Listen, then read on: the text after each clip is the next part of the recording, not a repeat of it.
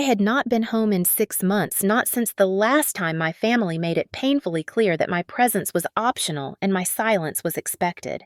Still, when I turned onto the familiar gravel driveway of my parents' home in Willow Creek on Thanksgiving afternoon, a small part of me hoped something would feel warm or familiar or, at the very least, less strained. The moment I stepped through the front door, that hope collapsed. My mother did not open her arms the way she used to when I came home from college.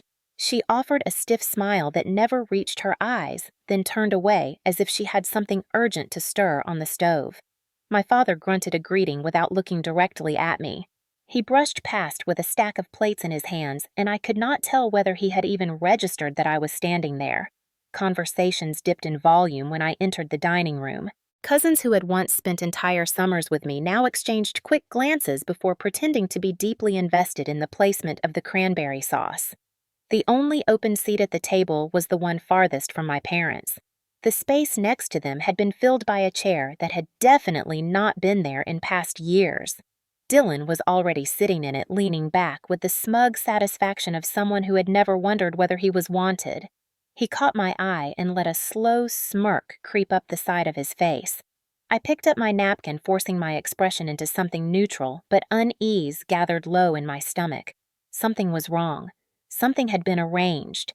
My mother plated the turkey with performative precision, smiling too brightly whenever a relative complimented the meal. My father poured wine like a man trying to distract himself. I stayed quiet and watched.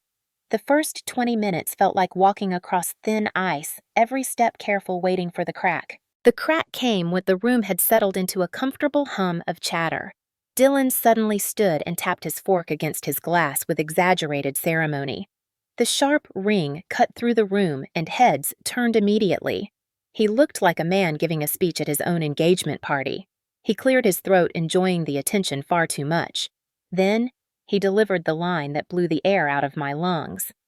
"The house is officially mine. Mom and Dad said Rachel gets nothing." The room erupted. Cheers, whistles, claps that felt like slaps across my face. My Aunt Carla actually said about time in a voice full of celebratory disbelief. Someone near the other end of the table raised a glass to Dylan. My mother dabbed at the corner of her eye while smiling with the gentle pride of someone witnessing a graduation. My father nodded with slow approval, satisfied with his chosen heir. I stayed completely still. I did not gasp. I did not grab my glass. I simply lowered my gaze and adjusted the napkin in my lap. That was when Dylan decided to push the moment even further. As he sat back down, he nudged the leg of my chair with his foot, just enough to make the chair tilt for a split second. My hand shot to the table for balance.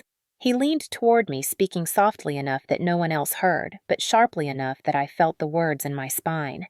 "This is not your family anymore." I lifted my head slowly, letting my eyes scan the faces around me. Some were entertained, some oblivious, some quietly uncomfortable but unwilling to be the first to break the collective celebration. My parents avoided my gaze entirely. I picked up my knife and set it down gently, aligning it perfectly with the edge of my plate. Then I looked straight at my father and asked in a calm voice that sliced through every whisper in the room, "Should I tell them? Or will you?" The room froze. Forks stopped halfway to mouths. Conversations died mid-sentence. Even the heating vent in the corner seemed to fall silent, leaving only the faint ticking of the dining room clock. My father finally looked at me, his face draining of color. My mother stiffened. Dylan stopped smirking. In that suspended moment, with 30 pairs of eyes burning into us, everyone at that table understood one thing. Whatever they had planned, whatever story they had crafted, whatever lie they had agreed to tell, I had come prepared to destroy it. I grew up in a house where love was measured, weighed, and distributed with the precision of a scale I never seemed to fit on. My mother had a nickname for my brother from the time he could walk. She called him my special boy, a phrase she used with a softness she never reserved for me. When Dylan scraped his knee, she would rush across the room like he had been fatally wounded. When I sprained my wrist falling off the monkey bars, she handed me an ice pack and told me that Morgan women needed to be sturdy. That was the first lesson of my childhood that hurt, was something I was expected to handle alone. My father was never cruel in the loud, explosive way people imagine when they picture a toxic home. His cruelty lived in the quieter moments, the ones that leave no marks but bruise for years. He spoke to Dylan with pride laced into every syllable, but when he looked at me, it was with a weary sort of disappointment, as if I had already failed a test I had never been told I was taking. The imbalance in our house was so normal that for the longest time I thought every family lived like that, with one child shining like the center of gravity and the other circling around them in an orbit that never quite stabilized. When I was 12, Dylan threw a baseball through the dining room window while practicing his pitch indoors. The glass shattered across the hardwood floor, a glittering warning. My father stormed into the room and found me standing near the doorway, the baseball resting at my feet. Dylan stood behind him, wide-eyed and silent, and before I could speak, my father slapped me across the cheek with a speed that left me stunned. The sting was sharp, but the humiliation was sharper. I tried to explain. Dylan threw it. I was in the hallway. I did not even touch the ball, but my father simply pointed at the shards of glass and told me to clean up the mess I had apparently made. I knelt on the floor and picked up the pieces with shaking hands, careful not to cry, careful not to bleed. Dylan walked away humming as if nothing had happened. When I was 15, the police called our house after Dylan punched another boy behind the school gym. It was not a light scuffle. The boy needed stitches. My parents panicked at the idea that their golden son might have a record, so they did what they always did.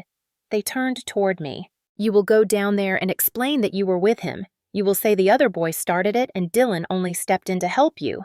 My mother spoke the instructions with the kind of gentle insistence one might use while asking someone to pass the salt. There was no room for argument. There never was. So I went. I sat in a fluorescent-lit office and lied through my teeth because in my family, the truth was a luxury we only afforded Dylan.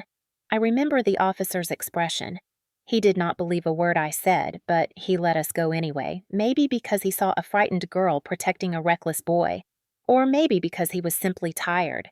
Either way, Dylan walked away with no consequences, and I walked away with a churning in my stomach that felt too much like betrayal of myself. Through all of this, there was one person who saw me clearly. My grandmother Margaret. She was my mother's mother, a sharp-minded woman with silver hair and eyes that always seemed to know more than she said. She lived with us for 2 years after her stroke, and during that time, she became the only steady thing in a house full of shifting loyalties. She would call me into her room under the pretense of needing help with her blankets, then tuck a peppermint into my hand and ask how I was doing in a tone that made me believe she actually wanted the answer. One afternoon, when Dylan had just gotten a new bicycle and I was told we could not afford the art class I begged to take, I sat beside her bed with my face burning from frustration. I did not dare show anyone else. She reached for the drawer of her nightstand and pulled out a small velvet pouch. Inside was a delicate silver bracelet etched with looping vines. She slid it onto my wrist and said, "Your truth is your protection, Rachel. Someday you will need it." I did not understand what she meant at the time. I was a child who still believed truth and fairness were things families naturally upheld. But the way she said it stayed with me, a soft echo I would not fully grasp until many years later. When she passed away, the house grew colder in ways temperature could not explain. My mother cried at the funeral, but afterward she boxed up every trace of my grandmother with a mechanical efficiency that made my stomach twist. My father barely mentioned her again. Dylan said he missed her but quickly lost interest when my grandmother's things did not include anything he could use or play with. And I, the only one who had truly been held together by her presence, was left with a bracelet and a silence that stretched like an empty room. After she died, something shifted in my family. The favoritism that used to be subtle became louder. My accomplishments were treated like footnotes. When I won a regional science award, my father compared it to the time Dylan scored 3 goals in a soccer game.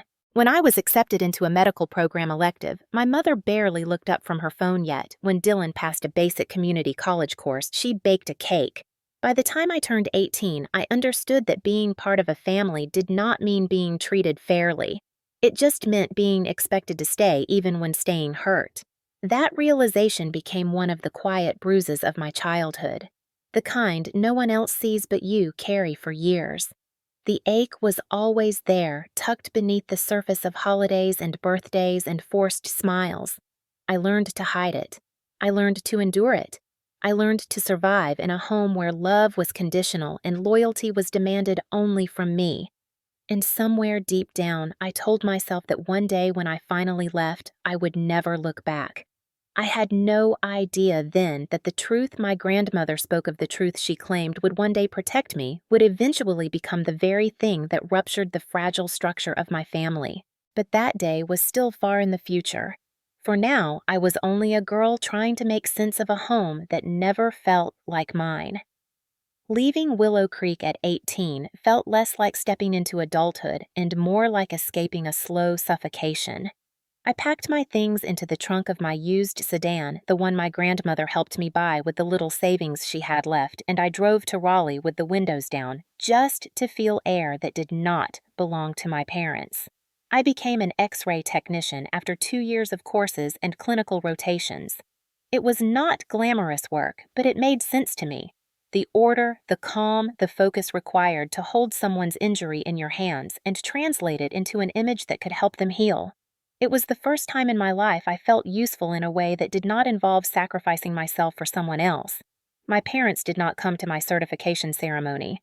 My mother said Dylan had twisted his ankle and needed her to bring him to urgent care. My father said he had already seen me get enough certificates.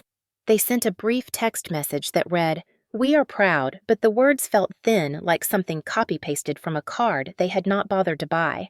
In Raleigh, I built the kind of life that would have shocked anyone who thought I would never make it on my own. I worked double shifts, sometimes paid my bills early, saved enough to buy second-hand furniture that matched, and even signed up for weekend pottery classes for no reason other than they made me happy.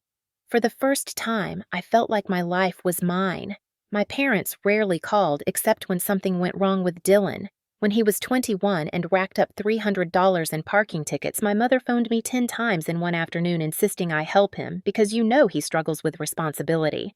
When Dylan spent a small inheritance from a distant uncle in a single summer, my father called to ask if I could loan him rent money because family sticks together.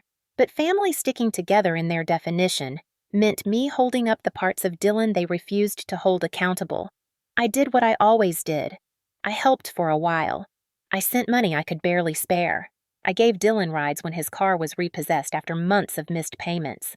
I listened to my mother criticize me for not doing enough even when I was running on fumes. Eventually, something inside me hardened. I started saying no.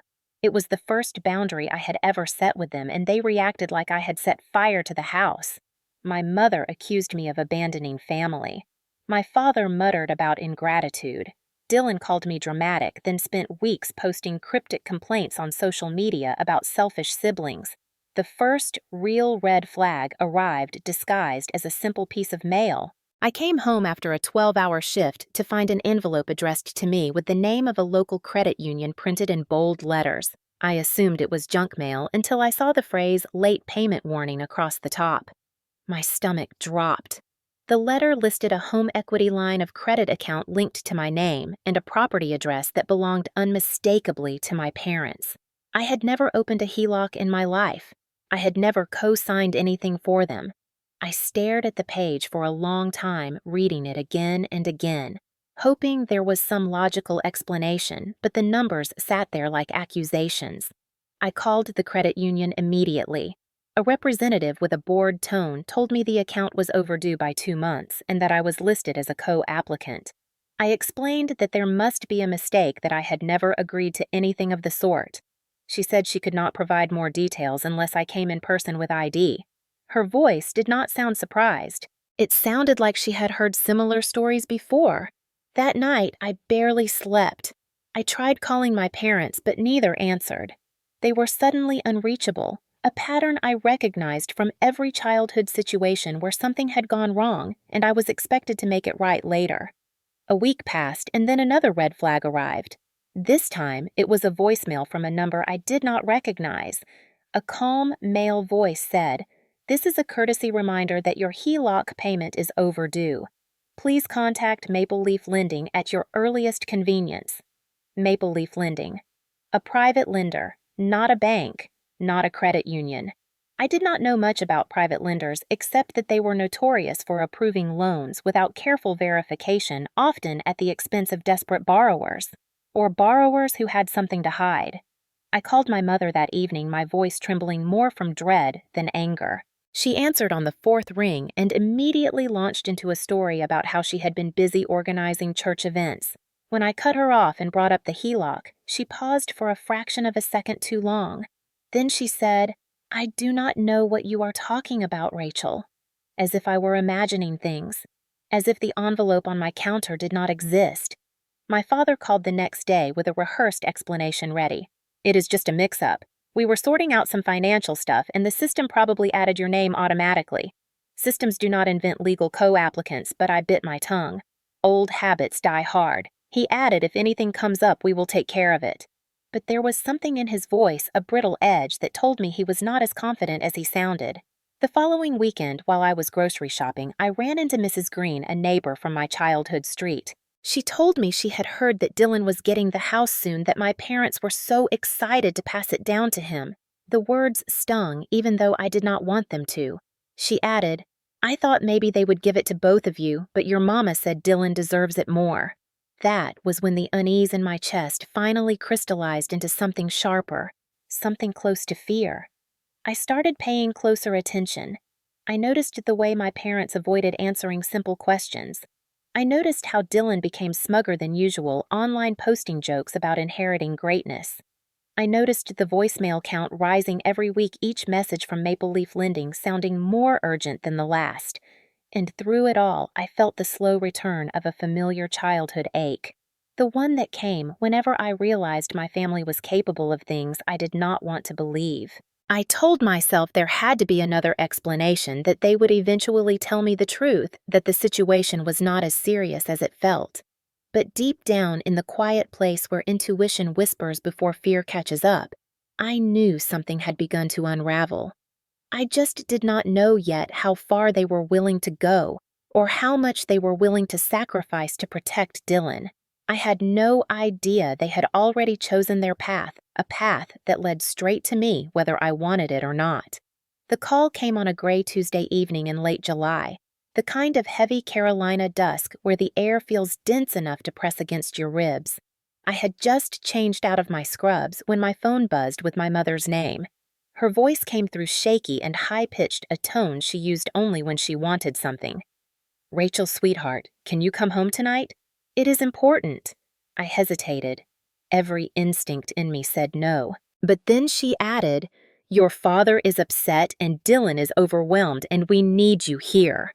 The words "we need you here" carried the familiar guilt that had followed me since childhood, so I grabbed my keys and drove the hour and a half back to Willow Creek. The entire drive felt wrong. My mother never apologized for anything, so the desperation in her voice was its own warning sign. When I pulled into the driveway, the porch light flicked on automatically. For a second, I imagined it was welcoming, but then I saw the curtains twitch and recognized the shape of Dylan peering outside. He disappeared from view before I reached the door. My mother opened it with a tight smile that did not match her frantic voice from earlier. She said, "Come in quickly, as if someone might see me." The house smelled like lemon cleaner and tension. My father sat at the dining table with a folder in front of him, his posture stiff, his eyes fixed on the wood grain. "Rachel, sit," he said, but he did not look at me. I lowered myself into the chair across from him. My mother hovered at my shoulder like she was guarding the exit. Dylan leaned against the doorway, arms crossed, a pleased twist in his expression. My father slid the folder toward me. Inside were a dozen pages of loan documents with the name Maple Leaf Lending printed across the top. He cleared his throat and said, "This is just paperwork to correct a small mistake with the house. You sign these and everything will be taken care of." There was that phrase again. Everything will be taken care of. A phrase that meant nothing except do as we say. I lifted the top page and felt my chest tighten when I saw the words "transfer of liability" underlined in bold. The document listed my name, my social security number, my address, and a signature that looked like someone had practiced my handwriting and almost gotten away with it. My voice wavered. "Why is my name on this?" My mother rushed in as if she had been waiting for the question. "It is nothing alarming, honey. The lender required a co-applicant, and your father tried to handle it himself, but the system added your name by mistake. We just need your signature to straighten it out." Mistake. That word again. I stared at my father. Did you put my name on a home equity loan? He finally met my eyes, and in them I saw something I had not seen since childhood. Fear. Not fear of losing me, fear of getting caught.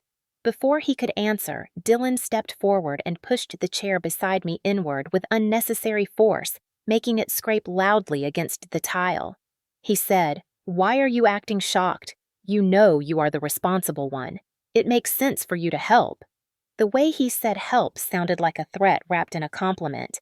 My heart hammered. I turned back to the papers, flipping through them quickly. Interest rates that made my stomach twist, payment amounts I could never afford, clauses that shifted financial burden directly to the co-applicant, which would be me. I shoved the folder back toward my father. "I am not signing this." My mother gasped like I had slapped her. "Rachel, stop being dramatic. It is a simple signature. It fixes everything." "No." My voice came out firmer this time. Something inside me had snapped. "I am not signing anything." My father's jaw clenched. "We need this. The lender is making things complicated. You always help your family. Not this time." Dylan's expression darkened. He pushed away from the doorway and came to stand directly behind me. I felt the heat of his presence before he spoke. His hand landed on the back of my chair, and he leaned down low enough that I could feel his breath against my ear. "You will sign eventually. You always do." I pushed the chair forward abruptly and stood. The movement startled him enough that he stepped back, but only slightly. I grabbed my purse, ignoring the tremor in my hands. My father slammed his palm on the table. "Do not walk away from this. You have no idea how much pressure we are under." I spun around to face him. "Whose fault is that?" His face flushed deep red. My mother stepped between us. "Rachel, please just sit down. We can talk calmly. We are a family." "No. Families do not forge signatures. Families do not dump their debt onto someone without asking. Families do not corner their daughter in a dining room and try to bully her into saving them from mistakes they refuse to admit." Dylan moved toward the door and planted his hand flat against it. He blocked the exit with his body, a silent wall of entitlement. His voice dropped to a quiet, dangerous tone. "You are not leaving." "Yes, I am. Move." He did not. For a moment, the house felt too small, the air too thick, the walls closing in like they had when I was a child. My pulse raced. Every instinct in my body screamed danger. Dylan leaned closer, smirking. "Do you want me to move you?" Something in me snapped so sharply that it almost made a sound. I stepped forward until my face was inches from his. "Move. Now." Maybe it was the look in my eyes. Maybe it was the heat of anger I had swallowed for years finally rising to the surface. Whatever it was, he hesitated just long enough for me to slip past him and reach the door. I did not wait for anyone to follow or shout after me. I ran into the humid night, the cicadas screaming louder than my heartbeat, my hands trembling as I fumbled with my car keys. By the time I pulled out of the driveway, rain had begun to fall in thick, sudden sheets that blurred the road and turned the world into streaks of silver. My phone buzzed twice on the passenger seat, with calls from my mother, but I did not answer. I drove all the way home with the kind of numb focus that comes only after a shock so deep it does not fit into your body all at once.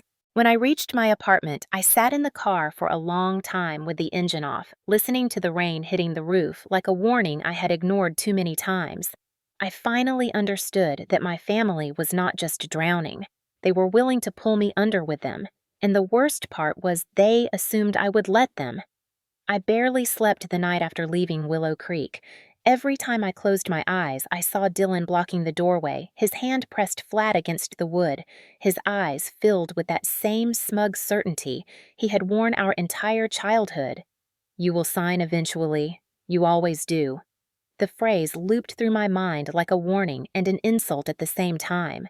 By sunrise, I already knew what I had to do. I found Nora Whitfield's office online after searching for real estate fraud lawyer Raleigh and scrolling past half a dozen firms that advertised divorce work or tenant disputes. Her profile stood out because she specialized in property law and cases involving forged signatures. Her reviews were blunt and glowing. She was the one you wanted if your own family was trying to screw you over. I called the number on her site. A receptionist answered on the second ring. She told me Nora was free later that afternoon if I could bring all documents related to the issue. I agreed immediately, even though my hands shook as I wrote down the appointment time.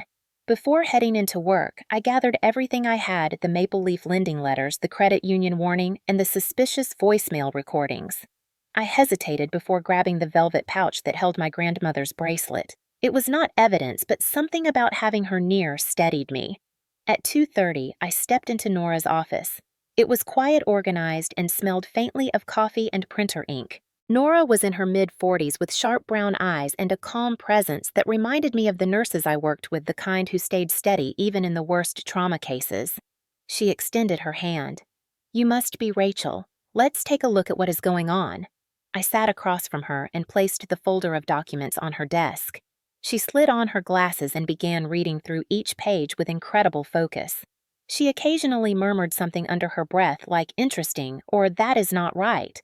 With every minute that passed, dread tightened inside my chest. Finally, she removed her glasses and leaned back in her chair. Her expression was not shocked. It was controlled, like she had been expecting something bad, but not this bad. "Rachel," she said, "this is not a mistake or a misunderstanding. This is a coordinated attempt to put you on the hook for a loan you never agreed to." My throat dried.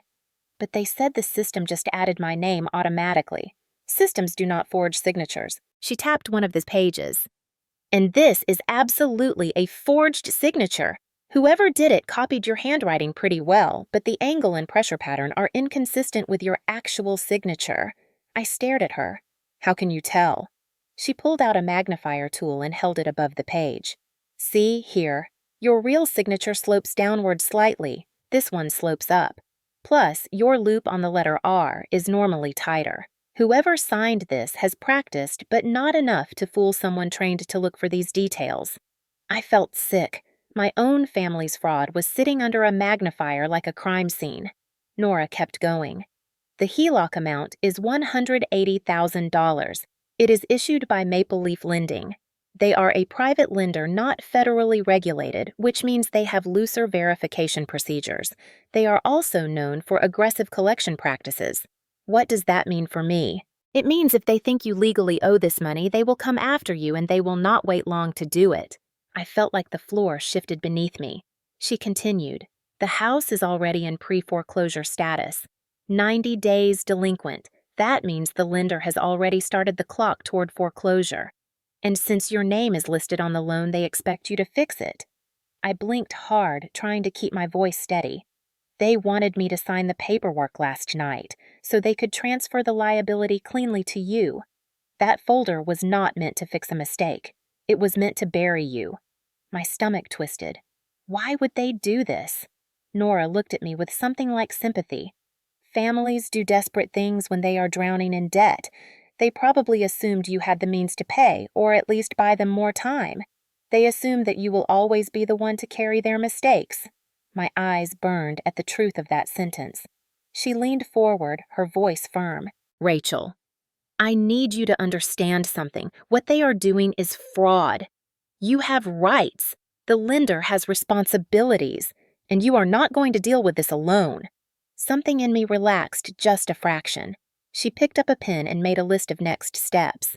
"First, we request the full loan packet from Maple Leaf Lending under the Fair Credit Reporting Act. Second, we file a fraud affidavit with the credit bureaus.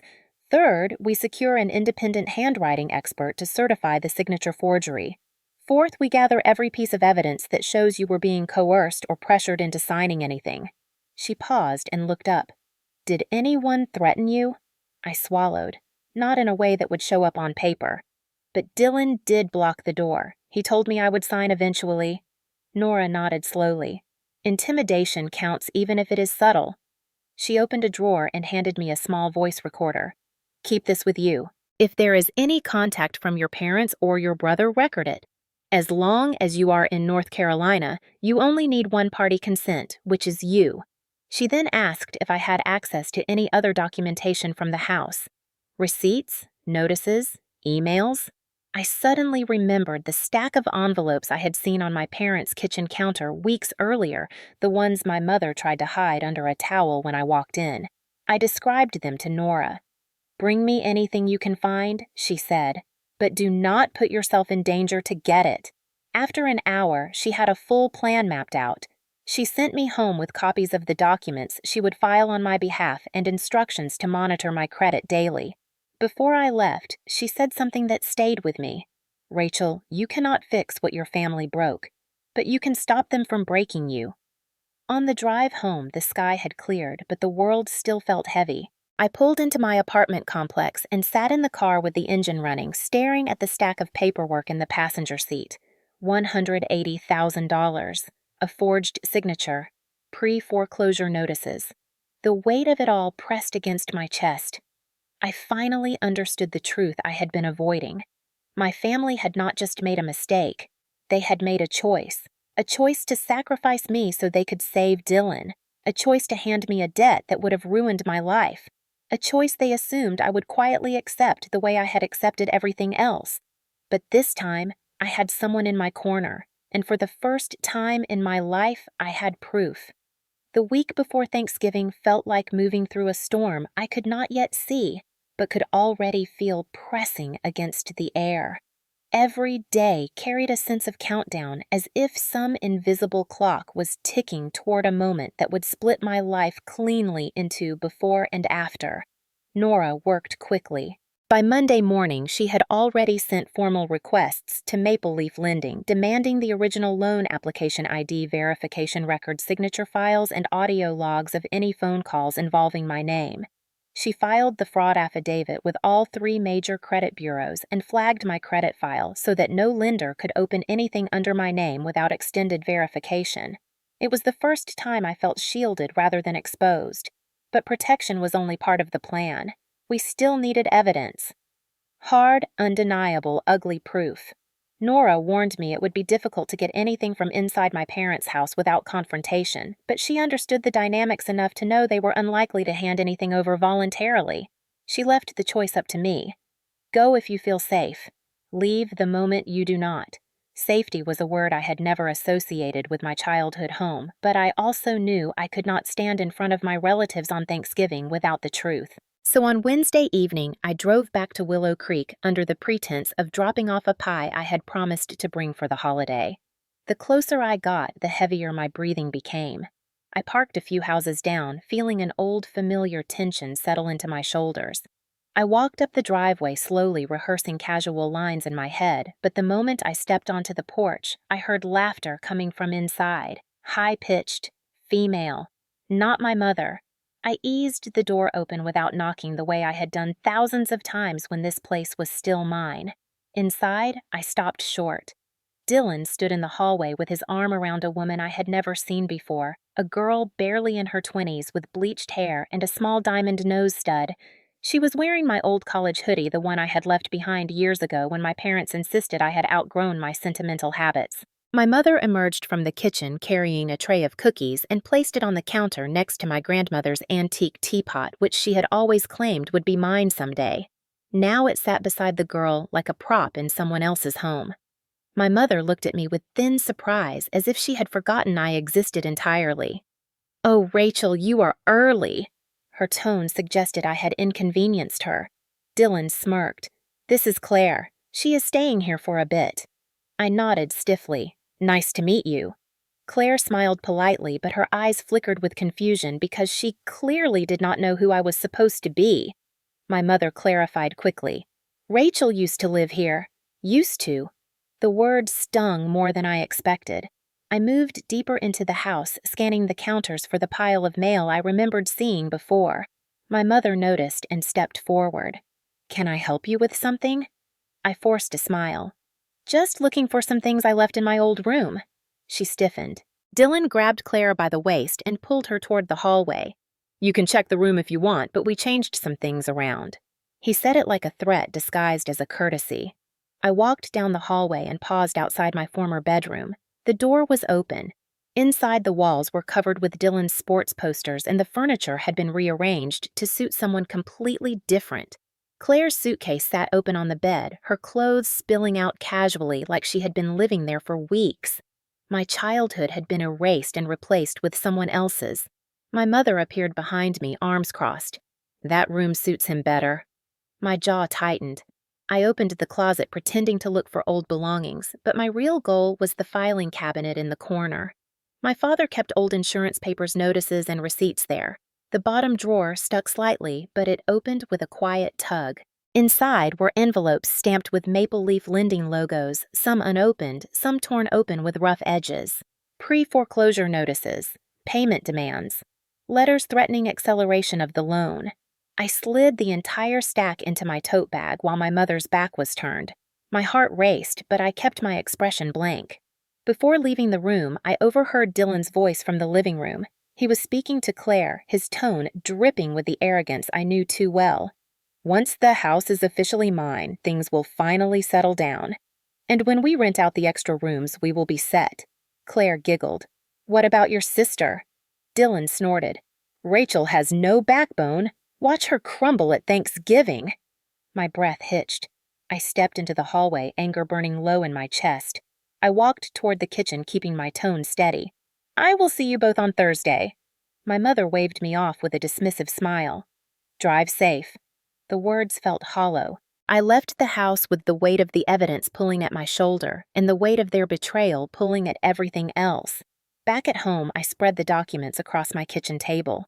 It was worse than I thought. Multiple missed payments, a second notice of intent to foreclose, a handwritten note from the lender requesting a callback urgently. I photographed everything and emailed the images to Nora. Within minutes, she called me, her voice tight. "Rachel, this is exactly what we needed. This proves they were hiding this long before involving you. It also shows that the loan was structured in a way that suggests planned transfer. You did the right thing. But there was more."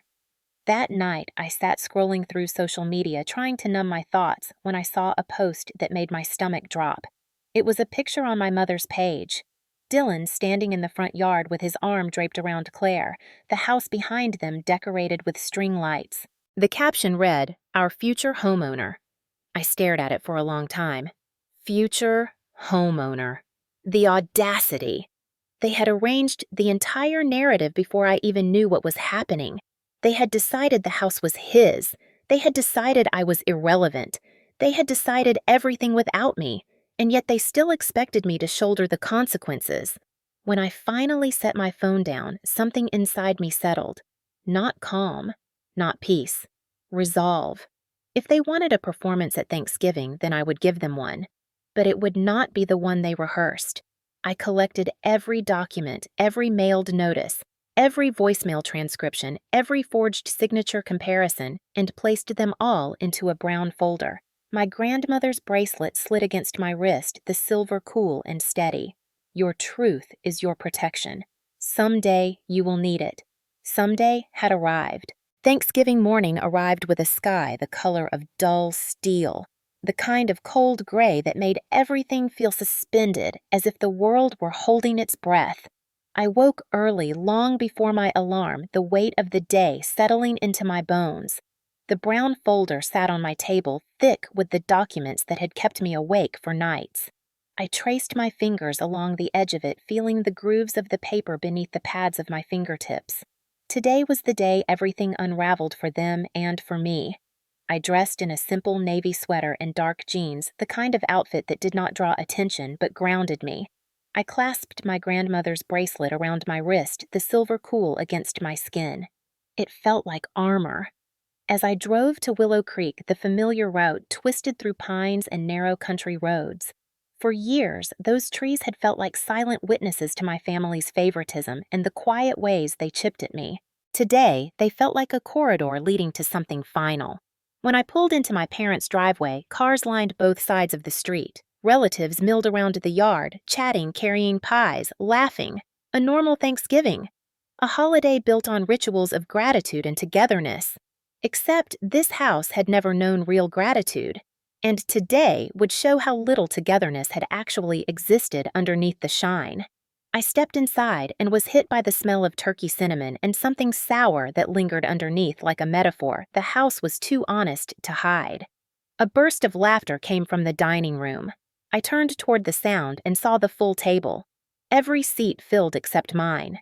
And next to my parents, placed neatly between their chairs like a crown, sat Dylan. He wore a burgundy button-down sleeves rolled halfway, looking like a man preparing to accept an award. His girlfriend, Claire, sat beside him in my old seat, her hair curled, her eyes bright, completely unaware that she was sitting at a table set for a performance. I approached the table slowly. Conversations softened as I passed. Some family members offered polite smiles. Others looked away quickly. My mother appeared at my side, smoothing invisible wrinkles from her blouse. "You made it." Her tone lacked warmth. It sounded more like an item checked off a list. My father nodded without looking up from carving the turkey. I forced a small smile and took my seat at the far end of the table. Claire glanced at me, polite confusion in her expression. She must have assumed I did not come home often, or maybe she had never asked about me at all. My mother jingled a set of silver serving spoons dramatically and said, "Thanksgiving is a time for blessings and family." She looked right at Dylan when she said it. He smiled back, glowing under her approval. For a moment, I studied the scene. The folded napkins, the centerpieces, the polished silverware, the illusion, the performance they had crafted, and underneath all of it, the rot. The meal began with the usual small talk, shallow and bright. Relatives complimented Dylan on some minor achievement he had exaggerated online. Someone joked that he was the future man of the house. Dylan laughed loudly, basking in the attention. I stayed quiet, my fingers brushing the edge of my bag where the folder rested. Then, right as the room settled into a warm hum of clinking forks and half-hearted conversation, Dylan stood. He tapped his fork against his glass with the kind of theatrical flair only he could get away with. The sharp sound cut through the room. The chatter died. Every face turned toward him. My mother clasped her hands together, her eyes shining like she already knew what he was about to say. My father leaned back, proud and satisfied. Dylan cleared his throat and grinned at the crowd. "So everyone, I have an announcement." He paused, letting the anticipation build. His voice rose with the same rehearsed confidence he used during high school award nights. "The house is officially mine. Mom and Dad said Rachel gets nothing." Laughter, cheers, claps, smiling faces all around. Someone actually shouted, "That is amazing!" Claire pressed her hands to her chest as if touched. My mother wiped away a fake tear, glowing with pride, like she was watching her son receive a medal. My father nodded approvingly at Dylan. And me. I felt every sound in the room fade into a dull hum. The world narrowed to a single sharp point inside my chest. Not because of the announcement itself. I had expected that part. It was the joy behind it, the celebration of my erasure, the ease with which they applauded taking something from me, something that was never theirs to decide. I looked down to adjust my napkin, needing a moment to steady myself. That was when Dylan nudged the leg of my chair with his foot, just slightly but intentionally making it wobble. My hand tightened around the table's edge. He leaned in slightly, his voice low enough only I could hear. "This is what happens when you walk away. This is what you deserve." I lifted my gaze slowly, letting my expression flatten into something unreadable. The room's laughter still bubbled, oblivious to the tension coiled beneath the surface. My heart steadied. My breath slowed. I slid my hand into my bag and felt the edge of the brown folder. I straightened my posture. Then I set down my fork with deliberate calm, the faint clink slicing through the noise. I looked directly at my father and asked in an even voice that carried surprisingly far, "Should I tell them? Or will you?" Silence.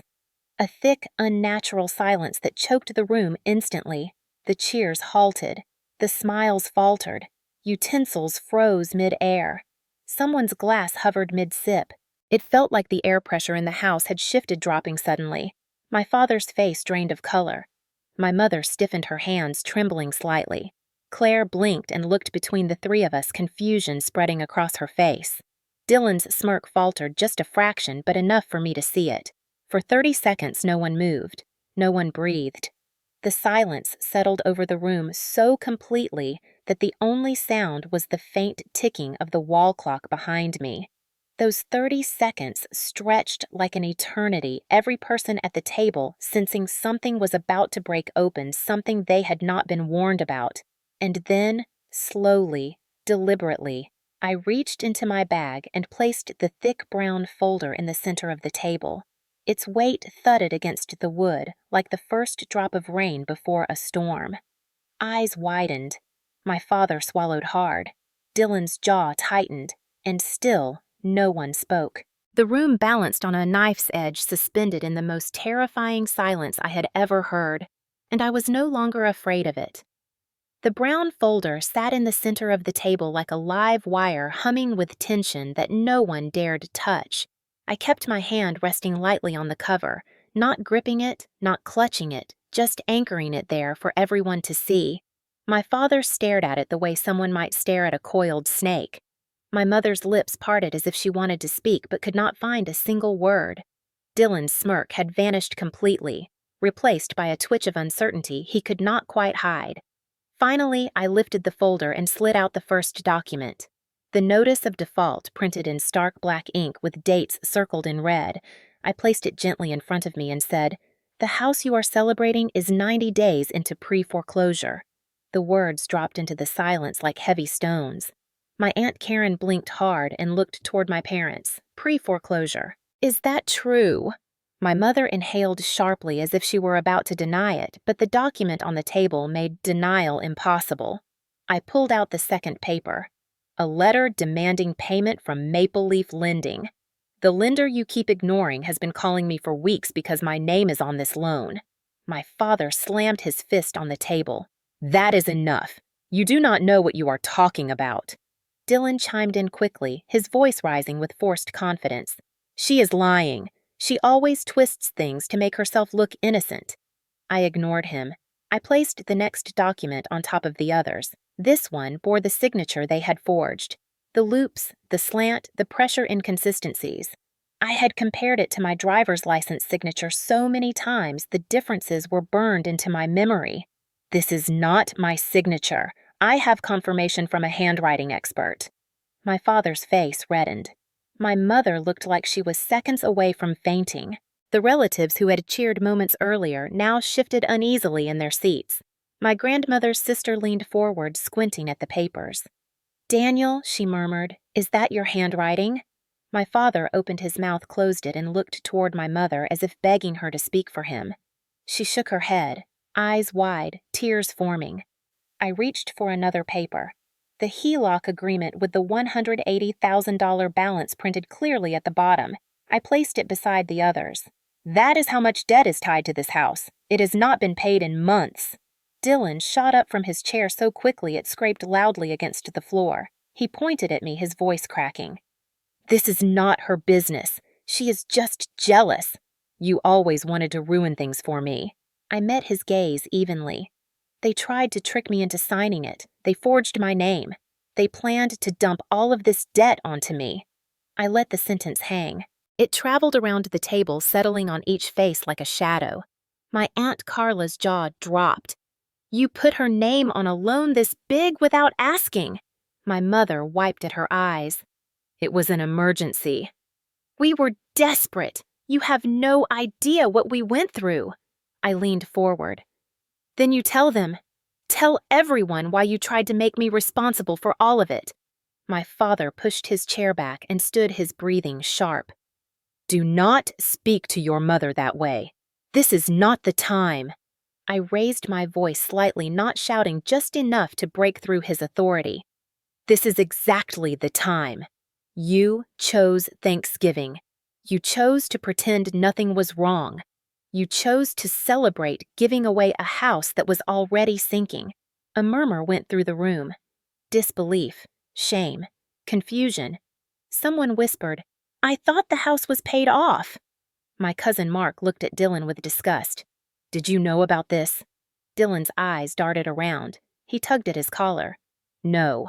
I did not know it was this bad." I laughed, a sharp sound that made several people flinch. "Really? Because you told your girlfriend Rachel has no backbone. Watch her crumble at Thanksgiving." Claire stiffened and turned toward him, her face draining of color. "You said that," Dylan stuttered, trying to find footing. "I was joking." Claire stood abruptly, pushing her chair back. "Joking. You used her room. You wore her clothes. You let your parents lie for you, and you thought it was funny." She shook her head. "I cannot believe I defended you." My mother tried to stand, but wobbled, gripping the edge of the table. "This is not Rachel's place to say. This is family business." I turned toward her. "I am family. Or does that only count when you need money?" The room hummed with the weight of the truth. Then I lifted the final document. A printed email from Maple Leaf Lending's fraud division confirming they had received my dispute filing and were initiating an internal review. "This," I said, "is why I asked Dad if he wanted to tell you all himself. Because once this investigation starts, they will contact every single person tied to this property." My father stared at the email like he could burn a hole through it. My mother whispered, "Please stop," in a thin, trembling voice. I could feel the shift. It was subtle at first, then stronger. The support they had enjoyed seconds earlier evaporated. People pulled their hands back from them. Chairs angled away. A wall, not of hate, of consequences. Dylan glared at me with pure venom. "You ruined everything." I looked at him calmly. "No. You ruined everything the day you tried to hand your mess to me and expected me to be grateful." My father grabbed the edge of the table as if to steady himself. His voice cracked. "We were going to fix it. We just needed time." I pointed to the dates on the letters. "You had 90 days. You did nothing. You lied to me. You tried to trap me. And when I said no, you decided to pretend none of it existed." My mother sobbed openly now, pressing her napkin to her mouth. Several relatives exchanged looks of pure disappointment. My Aunt Karen whispered, "I cannot believe you would do this to your own daughter." Another relative murmured, "This is fraud. This is criminal." Claire stepped away from Dylan, tears gathering in her eyes. "I cannot be part of this. I did not sign up for this kind of family." She grabbed her purse and hurried out of the room. The front door opened, then shut loudly behind her. Dylan cursed under his breath, pounding his fist on the back of his chair.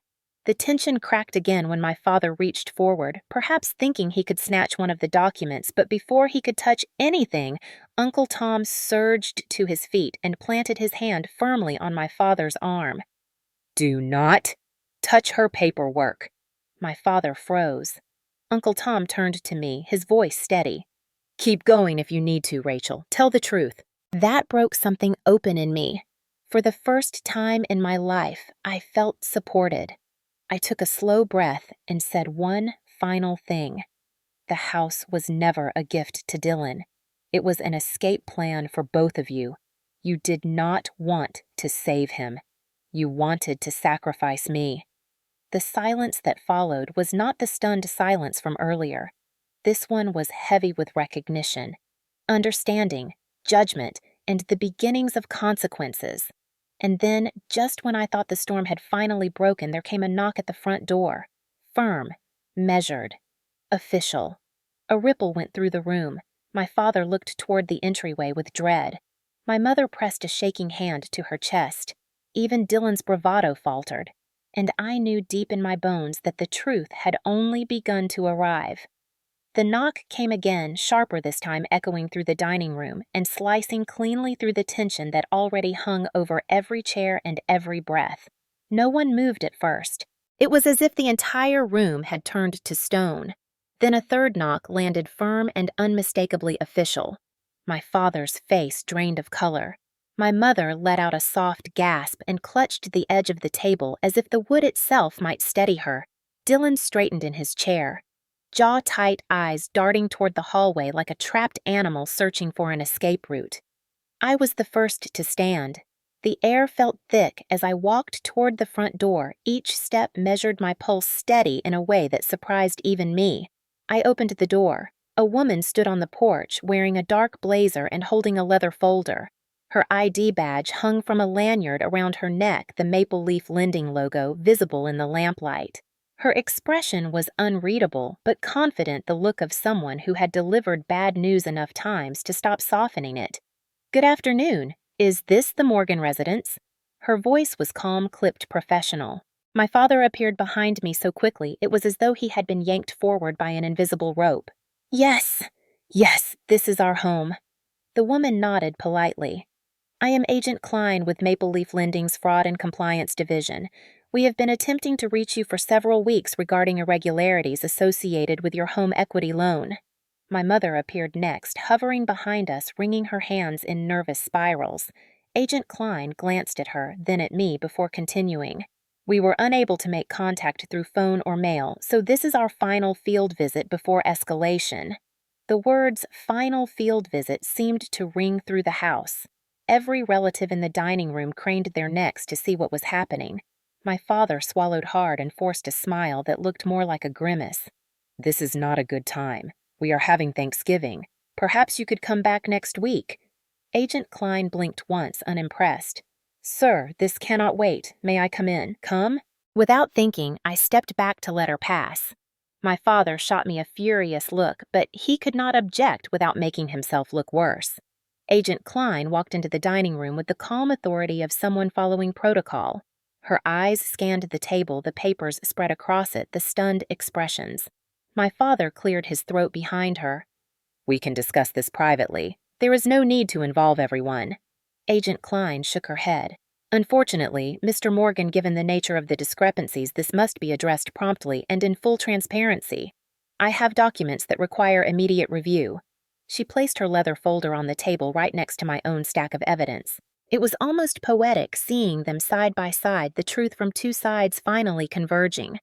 My mother's voice trembled. Discrepancies. What does that mean? Agent Klein opened her folder. It means there is documented evidence of potential fraud associated with your loan. Specifically forged signatures, conflicting contact information, inconsistent payment histories, and failure to disclose the secondary applicant. A collective gasp rippled through the room. My father went rigid. My mother covered her mouth. Dylan muttered under his breath, barely audible. This is ridiculous. Rachel is blowing everything out of proportion. Agent Klein turned to him with a crisp, steady gaze. And you are Dylan Morgan, the primary beneficiary listed in your parents' estate records. His eyebrows shot up. How do you know that? We have done our due diligence. Her tone was ice. My father attempted to gather himself. There must be a mistake. We did not commit fraud. We just made a few late payments. That is all this is. Agent Klein's eyes sharpened. A few late payments do not explain a forged signature belonging to your daughter. The room went completely silent again. Dylan shifted in his chair. My mother's hand trembled violently. My father pressed his lips together, the muscles in his jaw twitching. Agent Klein continued flipping to another page. According to our records, several calls were made from a number registered to this household requesting changes to the loan's primary contact. Additionally, a voice on those calls falsely claimed to be Ms. Rachel Morgan. The words falsely claimed seemed to hang in the air like smoke. My father raised his hands in protest. I never said I was Rachel. That is absurd. Agent Klein tapped the page with her pen. The voice print analysis suggests otherwise, and we will obtain a full voice sample if necessary. My father paled. My mother sat down abruptly as if her legs could no longer hold her. Uncle Tom murmured under his breath, Voice sample. My Aunt Karen spoke next, her voice sharp with disbelief. Daniel, what did you do? My father looked around helplessly as if the right words might magically appear. Before he could speak, Agent Klein added the sentence that finally stripped every excuse bare. If we determine this was deliberate misrepresentation, the lender will pursue civil recovery and may forward the case to state authorities for criminal review. My mother cried out softly, Criminal. But we did not. We were desperate. We just needed help. Agent Klein looked at her without softness. Desperation does not excuse fraud, ma'am. Dylan slammed his palm on the table, suddenly, a burst of defiance. This is insane. You are all listening to her like she knows everything. She does not. Rachel is the one causing this. She started it. Agent Klein turned toward him, her tone flat. The documents show Rachel Morgan filed a fraud dispute in compliance with federal guidelines. She followed the law. You did not. Dylan's mouth snapped shut. My father sank into his chair, staring at his hands. My mother wiped tears but did not speak again. And then, Agent Klein addressed me directly. Miss Morgan, thank you for providing supporting documents. We will move forward with the investigation. I nodded, my voice steady. I have more if you need them. She gave a small approving nod. We will be in contact. Before leaving, she gathered her papers with efficient precision, then glanced once more at my parents. I strongly advise you to cooperate fully. The consequences will only worsen if you do not. When she stepped out the door, the silence she left behind was different from the others. This one was hollow, damning, real. My relatives stared at my parents with a mix of disbelief and disappointment. Someone whispered, I never thought they were capable of this. Someone else muttered, this is going to court for sure. My mother's shoulders shook.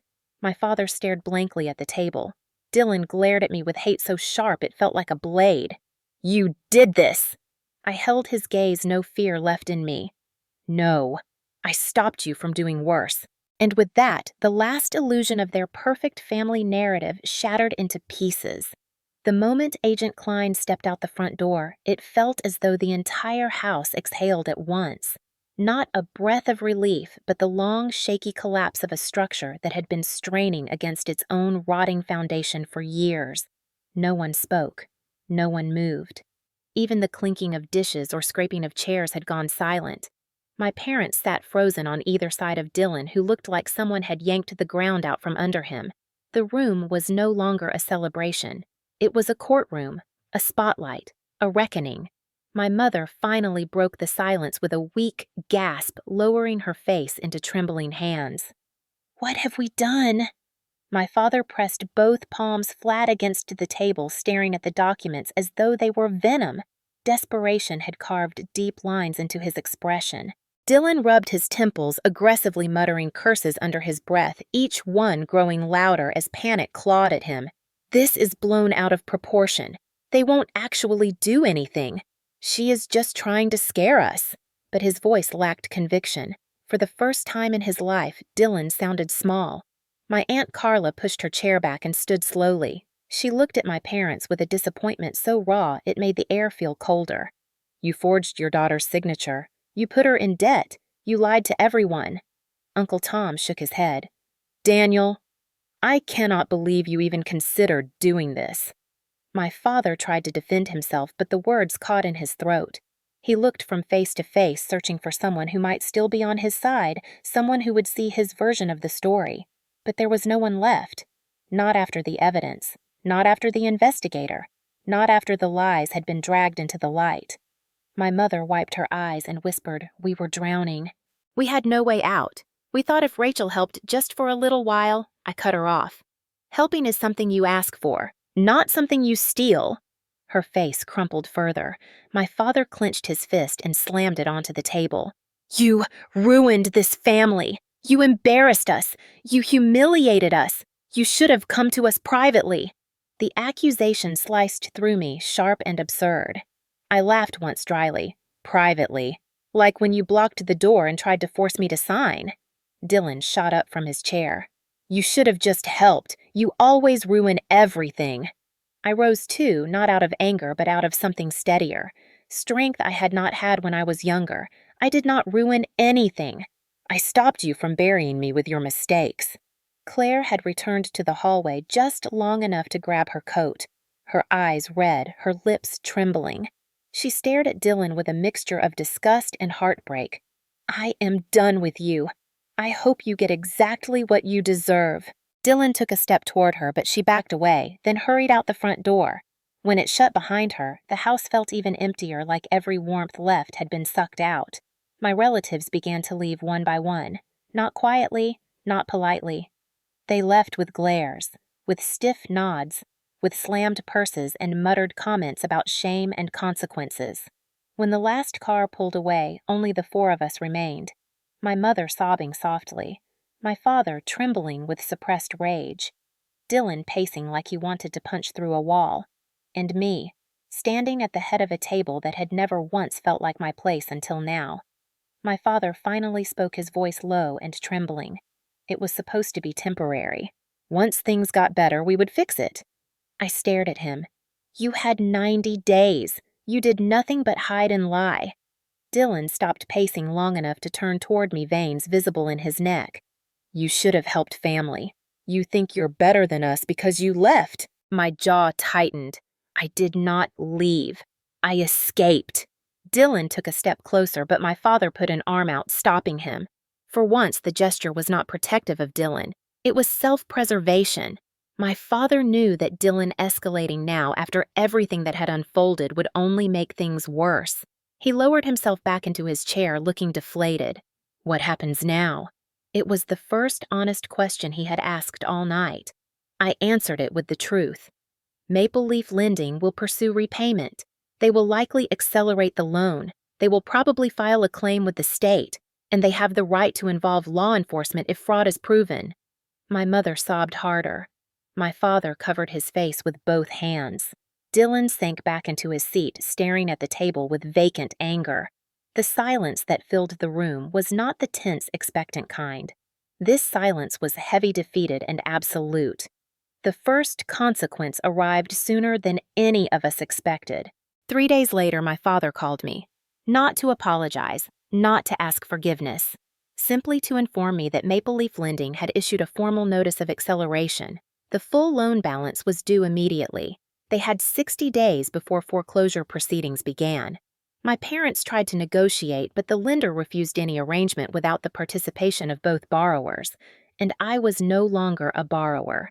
I had submitted the fraud affidavit, and Nora had already contacted the lender's compliance officer, making it clear I would not be paying a single cent on a loan I had never agreed to.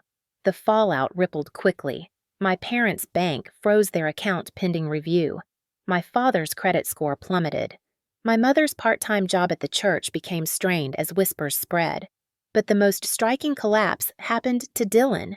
His car was repossessed on a Thursday morning. A tow truck rolled up beside the house, hooked his vehicle, and drove away while neighbors watched from their porches. That same week, he lost his job after missing too many shifts due to the chaos.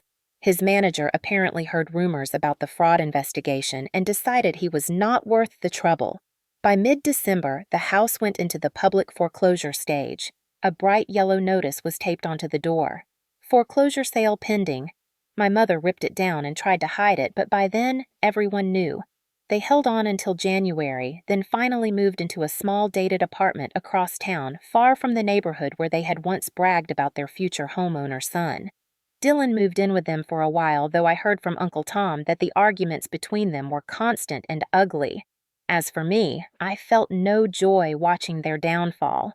But I did feel justice. Real, solid, long overdue justice. The kind that did not come from revenge, but from truth taking its rightful place. For the first time in my life, I was not the one carrying the blame, the burden, the debt. I was free.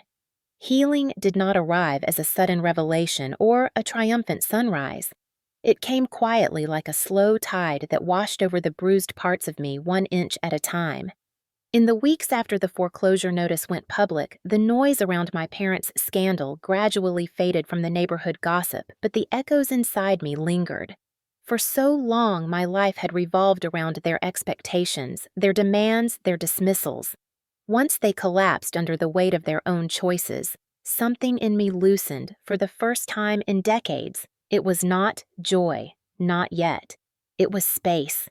The kind of space you do not realize you have been missing until you finally breathe without pain. Nora called me regularly during those first weeks to update me on the loan dispute. Maple Leaf Lending officially cleared my name within 30 days. The forged signature was confirmed, the fraud affidavit upheld, and the responsibility for the loan was placed entirely back onto my parents. I listened to the final voicemail from the lender's fraud division in my car after a long shift at the hospital.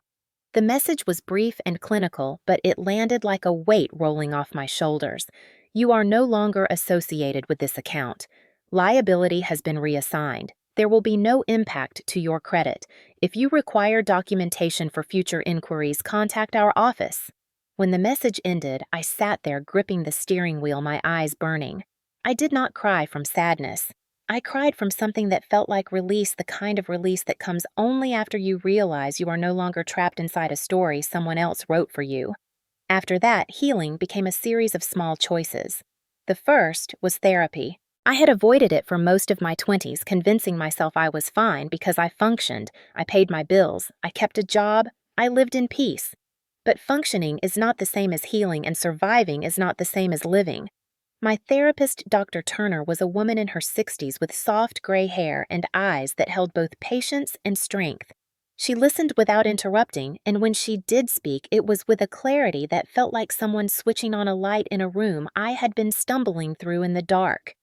"You were not protected," she said during our second session. "You were parentified, minimized, and scapegoated. These dynamics shape children in ways they carry long into adulthood." Her words felt like truth finding its voice after years of silence. After therapy, I took another step. Kickboxing. I chose it partly for fitness, partly for confidence, and partly because for the first time, I wanted to feel strong in ways that were not just emotional. The first few classes were awkward. I missed targets. My punches were hesitant. But with each session, something sharpened. My stance grew steadier. My body remembered how to hold itself without shrinking. I learned how to plant my feet and how to strike with intention. There was a moment during one session when my glove connected with the pad and the sound cracked through the room that I felt something old and quiet in me break loose. It was the girl who had picked up shattered glass after being slapped for her brother's mistake, the teenager who had been ordered to lie to police, the young woman who had been pressured to sign away her future because her family assumed she would crumble. Punch by punch, that girl stood up and stepped out of my shadow. Healing also meant reimagining my daily life. I rearranged my apartment, replacing old decorations with things that reflected who I had become, not who I had been taught to be. I took weekend trips to places I had never bothered exploring before, simply because no one had ever encouraged me to go. I bought myself a small ring engraved with the word enough. I began cooking new recipes instead of the ones my mother used to insist were the only proper meals. I rebuilt myself from the inside out. And then, slowly, my relationship with my extended family shifted. A few relatives reached out quietly, not to gossip, but to apologize. My Aunt Karen invited me for coffee one Sunday afternoon. She stirred sugar into her cup slowly, keeping her eyes down. "I did not know," she said. "I knew they favored Dylan, but I never imagined they would do something like this." I nodded. It meant something to hear it aloud, even if the words could not undo the past. Uncle Tom left a voicemail telling me he stood by me and was proud of me for finding the courage to fight back. Others kept their distance, unsure how to navigate the new dynamics, but even that felt like clarity. I no longer needed acceptance from people who had only ever shown conditional support. Unexpectedly, the most surprising message came from Claire weeks after she had stormed out of the Thanksgiving disaster. She sent a long text apologizing for not noticing the truth sooner and thanking me for exposing what she now recognized as manipulation. She said she had left Dylan for good and was working on rebuilding her own confidence after months of believing his lies. Her words reminded me that escaping toxic people is not just an individual victory. Sometimes it frees others too. Throughout all of this, my parents kept their distance. They did not call. They did not text. They did not send holiday cards or birthday messages. I learned through neighbors that they rarely left their new apartment except for work and groceries. The consequences had humbled them into silence. And that silence was its own kind of healing. Once I might have waited for them to come back with apologies or explanations. Now I did not need either. Healing meant accepting the truth. Not every relationship is meant to be repaired. Some are meant to end, so you can stop bleeding. In January, I drove past the old house for the first time since the foreclosure. It sat empty, the yard, overgrown, the windows reflecting the dull winter light.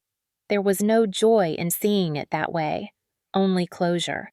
The home that had never really been mine was finally honest about its emptiness. I pulled my car to the curb and sat quietly, my hand resting on my grandmother's bracelet. I whispered a thank you to her, to the woman who had told me my truth would protect me someday. She had been right. It had taken years. It had taken heartbreak. It had taken a reckoning. But in the end, the truth had set me free. The last step of my healing was choosing who I wanted to be in the absence of their control. I chose peace. I chose boundaries. I chose to stop standing at a door that had only ever opened to take from me. And for the first time in my life, I began looking toward the future without fear of the past reaching out to pull me back.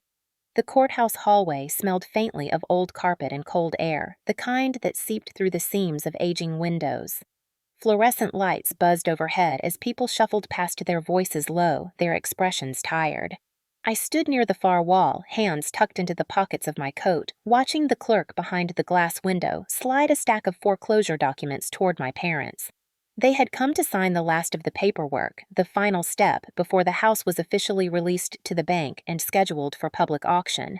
It should have felt like a victory, but it did not.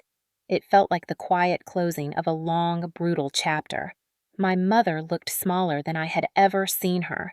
She clutched her purse with both hands, knuckles pale and tight eyes fixed on the floor. My father's posture had changed too. His shoulders, once stiff with pride and control, now sagged forward under the weight of everything they had lost. Dylan was not with them. I had heard through the grapevine that he had taken a temporary job 2 towns over, something manual and exhausting, the kind of work that did not allow room for entitlement. Watching my parents sign each page, I waited for something in me to crack. Anger, triumph, satisfaction. But instead, I felt only distance. A calm, unshakable distance that told me I had already moved on. When the last paper was signed, my mother turned slightly and her gaze landed on me for the first time. She froze. My father followed her line of sight and stiffened when he saw me standing there. "Rachel," my mother whispered. Her voice was faint, as if speaking my name felt strange on her tongue. I did not move toward them. I did not flinch. I stood exactly where I was. My father swallowed hard. "Did you come to watch this?" The question carried bitterness, but also something I had never heard from him before. Weariness. I answered simply. "I came for closure." My mother's lips trembled. "We never wanted this. We never wanted things to fall apart like this." I held her gaze. Things did not fall apart. They were already broken. This just revealed it. My father looked away, his jaw tightening. "We were desperate. We made mistakes. Families should forgive." His words were the same old script, worn out and threadbare. But I was not the same girl who had once tried to earn their love by erasing her own boundaries. I stepped forward just far enough that my voice could reach them clearly. Forgiveness is not the same as allowing people to hurt you, and I am done being hurt. My mother dabbed her eyes with a tissue, nodding as if she understood, but still could not fully accept it. "I do not expect you to come back home," she whispered, "but I hope someday we can be a family again." I shook my head gently. Family is not defined by blood. It is defined by safety, respect, and truth. And the truth is, I am better without the version of family you demanded from me. My father's shoulders fell defeated. There was nothing left for him to say. For the first time, he did not argue. He did not blame. He did not deflect. He simply nodded once barely perceptible, then turned toward the exit. My mother followed him slowly, stopping halfway to look at me again. There was regret in her eyes, deep and painful. But regret does not repair what years of silence and favoritism have shattered. When they walked out the courthouse doors, I let out a breath I had been holding for years. It felt final. It felt clean. It felt like freedom. I stepped outside a few minutes later. The cold January wind bit at my cheeks, but the sky above was a clear, bright blue that stretched across the city in a way that felt almost symbolic. I walked toward my car, letting the winter air fill my lungs. I no longer belonged to their story. I no longer needed their approval, their apologies, or their acceptance. I had built my own life, my own peace, my own identity. Healing had given me back everything their control once stole. As I opened my car door, I glanced down at the reflection in the window and barely recognized the woman staring back. She looked grounded, steady, unbroken. My voice was quiet when I said it aloud, but the words carried the weight of every boundary I had built. Silence used to make me small. Today, it makes me strong. I got into my car and turned the key.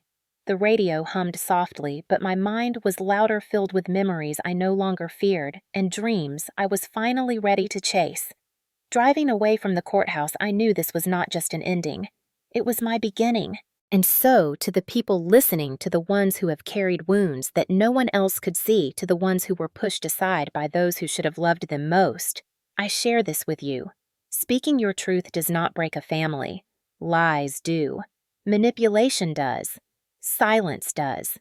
But truth sets you free.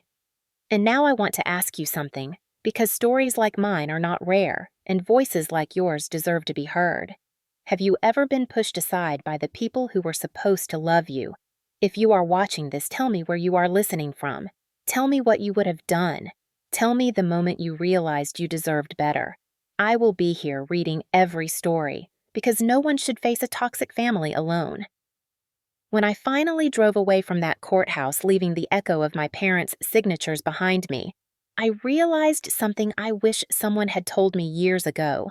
Healing does not arrive with fireworks. It does not sweep in like a rescue. It comes quietly in the moments when you choose yourself, even if no one else ever did. It comes in the mornings when you wake up and breathe without waiting for the next blow, the next guilt trip, the next demand. And if you are listening to this right now, maybe you know exactly what that feels like. Maybe you grew up in a house where the loudest person always won. Maybe you learned to shrink yourself so others could stretch their shadows across the room. Maybe you learned to tiptoe around anger, pretend everything was fine. Smile even when your heart was breaking, because survival sometimes looks like silence. But here is the truth. No one told me until I learned it the hard way. Silence protects abusers, not the abused. And the day you break that silence, even if your voice shakes, even if your knees buckle, even if your whole body feels like a battlefield, that is the day you reclaim something they never had the right to take from you. You, your worth, your voice. I know some of you listening have carried secrets for decades. Secrets about favoritism, about emotional bruises no one saw, about manipulation so subtle. It took you years to understand it was not love. I want you to hear this from someone who lived it. You are not dramatic. You are not ungrateful. You are not wrong for wanting peace. And you are not obligated to set yourself on fire to keep other people warm. Sometimes the bravest thing you will ever do is walk away. Sometimes the most loving thing you can do for yourself is choose distance instead of damage. Maybe your story does not look exactly like mine. Maybe yours happened at a kitchen table or in a hospital hallway or during a holiday where everyone else was laughing while you were falling apart inside. Pain has many shapes. Hurt wears many masks. But if you are listening to my story and something inside you whispered that familiar ache, then I want you to do something for me. Tell me where you are listening from. Tell me if you have ever been the one pushed aside, overlooked, or used. Tell me the moment you realized your family valued control more than connection. Tell me what you would have done if you were standing in that dining room with the truth burning in your hands. Your story matters. Your voice matters. And you deserve to be heard, maybe for the first time in your life. I am here. I am listening, and you do not have to face your toxic family alone anymore.